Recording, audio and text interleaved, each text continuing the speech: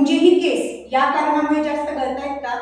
Generally आपण जेव्हा डोक्यावरून अंघोळ करतो, केस धुतो, त्या दिवशी जास्त प्रमाणामध्ये केस गळती झाल्याचे बघतो, किंवा ज्या दिवशी केसांच्या मुळांना आपण तेल लावतो, मालिश करतो, त्या दिवशीही जास्त केस गळती झाल्याचे आपण ऑब्झर्व करतो.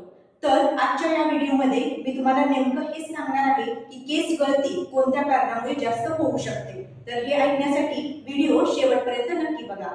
नंबर 1, केस धुण्यासाठी गरम पाणी जास्त कधीही वापरायचे नाही. जेवढे जास्त गरम पाणी तेवढी केसांची मुळे जास्त प्रसरण पावणार, त्यामुळे केस सैल होतात आणि तिथे केस गळतीचे प्रमाण जास्त वाढते. त्यामुळे केसांना किंवा डोक्यावरून आंघोळ करताना जास्त गरम पाणी कधीही वापरायचे नाही. नंबर 2, जास्त गरम पाणी वापरले तर केसांच्या स्काल्पवरती असणारा ओलावा खूप जास्त प्रमाणामध्ये कमी होतो, त्यामुळे तिथे ड्रायनेस वाढतो आणि जर का तिथे ड्रायनेस वाढला तर पुन्हा केसांची मुळे अधिक सैल होणार आहेत आणि केस गळतीचे प्रमाण जास्त वाढणार आहे.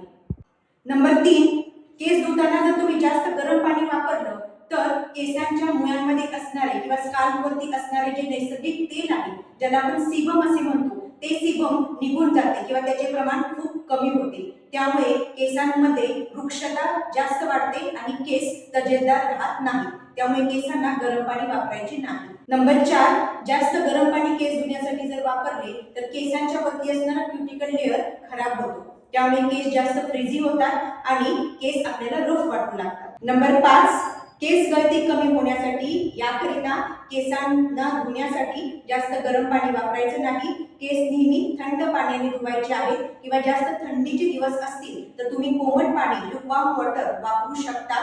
शेवटी 1 मग थंड पाण्याचा अवश्य ओतायचा आहे डोक्यावरती आणि केस आठवड्यातून फक्त 2 ते 3 वेळा धुवायचे.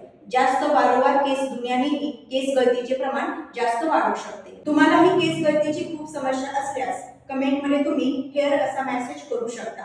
मी तुम्हाला केसांसाठी लागणारा उत्तम आहार विहाराचे योग्य मार्गदर्शन करेन.